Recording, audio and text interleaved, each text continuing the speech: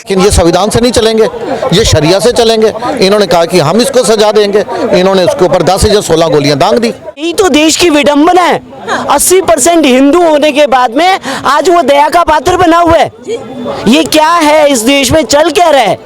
आज ये देखिए, जहाँ पे दूसरे पक्ष की बहुसंख्यक हो जाते हैं तो वहाँ पे वो लोग, वहाँ पे हिंदू रह नहीं सकता।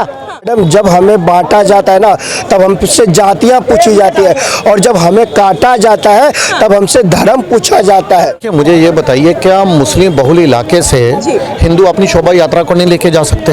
क्या ये कोई पाप है कि मुस्लिम बहुल इलाके से निकले? देखिए हुआ क्या था, आपको मालूम है, वहाँ पे दुर्गा विसर्जन के लिए हिंदू समाज के लोग निकल रहे थे, और पहले वहाँ पे जैसे ही मुस्लिम बहुल इलाके से कोई निकलता है ना, तो आपको मालूम है किस तरह की घटनाएं घटती हैं। वहाँ पे पथराव होना शुरू हो गया। जैसे पथराव हुआ, एक्शन की रिएक्शन क्या हुई कि वो राम गोपाल मिश्रा जो हैं, जो हिंदू संगठन के थे, उन्होंने, देखो जब भी किसी के आराध्य, किसी के देवता या किसी के ईश्वर के ऊपर कोई पथराव करेगा तो स्वाभाविक है कि गुस्सा आना लाजिम है। तो उन्होंने क्या किया, गुस्से में जाके छत के ऊपर एक हरे रंग का झंडा था, उसको उन्होंने तोड़ दिया। यदि आपको कोई दिक्कत थी तो आपको उसको पकड़ के पुलिस के हवाले करते, लेकिन ये संविधान से नहीं चलेंगे, ये शरिया से चलेंगे। इन्होंने कहा कि हम इसको सजा देंगे, इन्होंने उसके ऊपर 10 या 16 गोलियां दांग दी। वो भी किसी माँ का बच्चा था।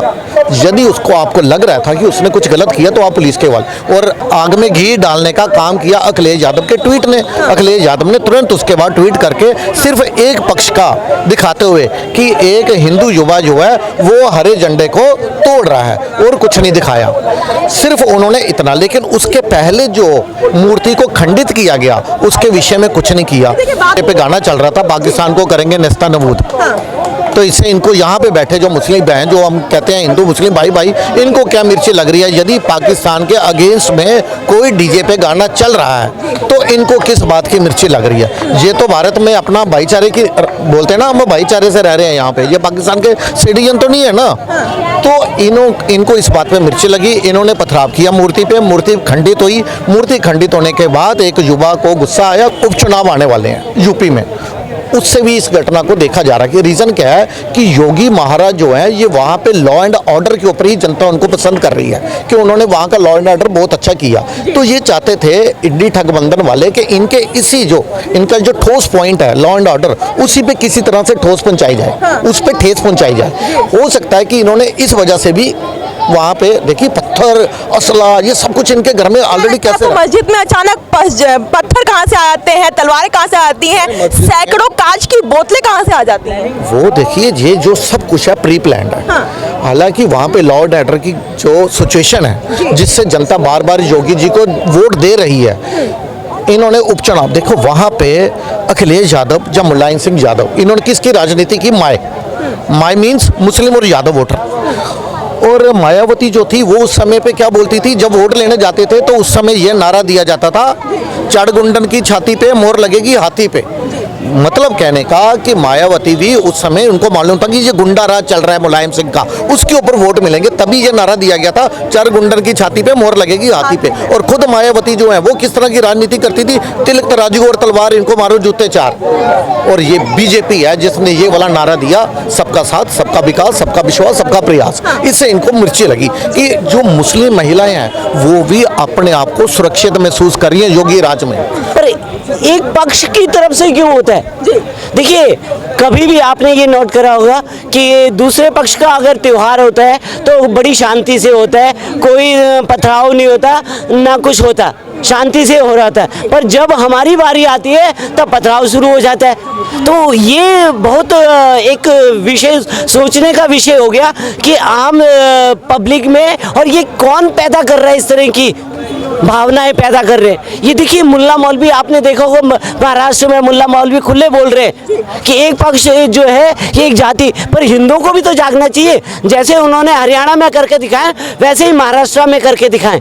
जब वो पक्ष पूरा एक तरफ वोट देगा, आप ये बताइए, जब वो पक्ष एक तरफ वोट देगा तो दूसरे पक्ष को भी चाहिए कि हिंदू को भी चाहिए कि वो एक तरफ वोट दे।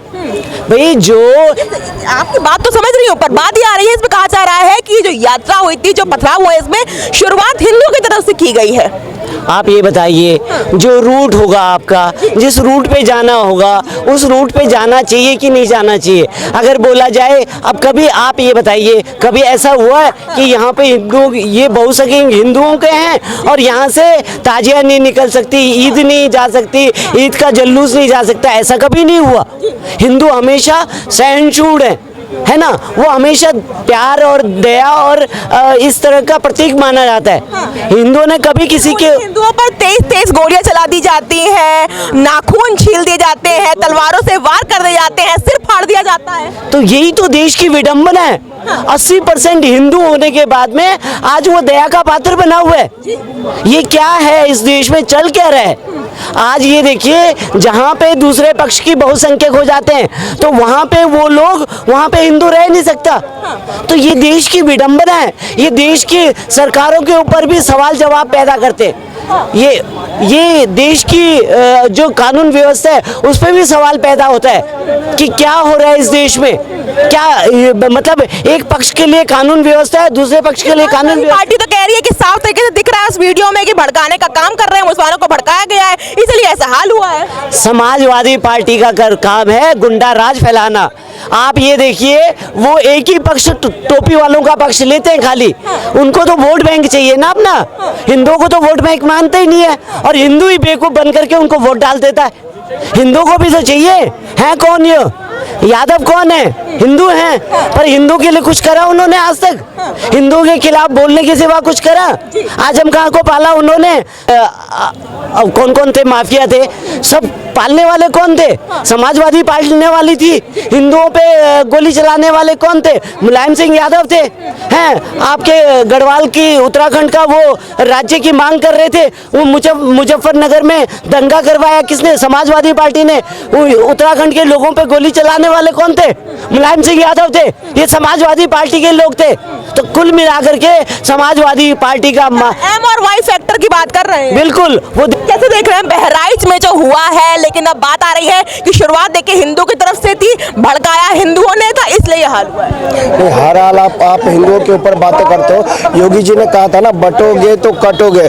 मैडम, जब हमें बांटा जाता है ना, तब हमसे जातियां पूछी जाती है, और जब हमें काटा जाता है तब हमसे धर्म पूछा जाता है, तब हमसे धर्म पूछा जाता है। ये बांटने वाले लोग, महाराष्ट्र में एक नेता की हत्या हो जाती है, राहुल गांधी जी खटाखट ट्वीट कर देते हैं, और जब राम गोपाल बाबा सिद्दीकी की, क्योंकि वो एक विशेष धर्म से आते हैं, राम गोपाल मिश्रा की हत्या हो जाती है क्योंकि उनको मारने वाले एक विशेष समुदाय से ताल्लुक रखते हैं। इसलिए राहुल जी को ट्वीट करने में डर लगता है। राहुल जी को चिंता होती है कि कहीं उनके वोट बैंक पे असर ना पड़ जाए।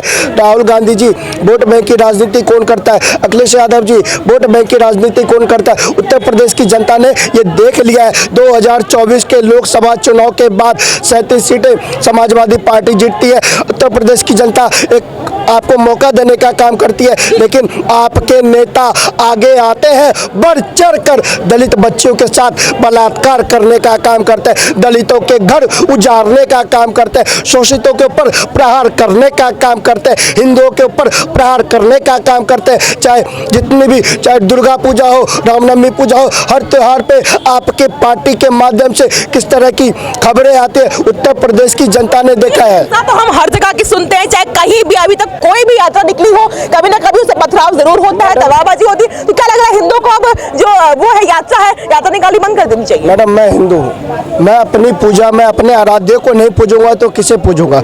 मैं दुर्गा पूजा में नहीं जाऊंगा, या मैं गणपति पूजा में नहीं जाऊंगा, या मैं देव दीपावली पूजा में सम्मिलित नहीं होऊंगा, तो मैं कहाँ सम्मिलित होऊंगा?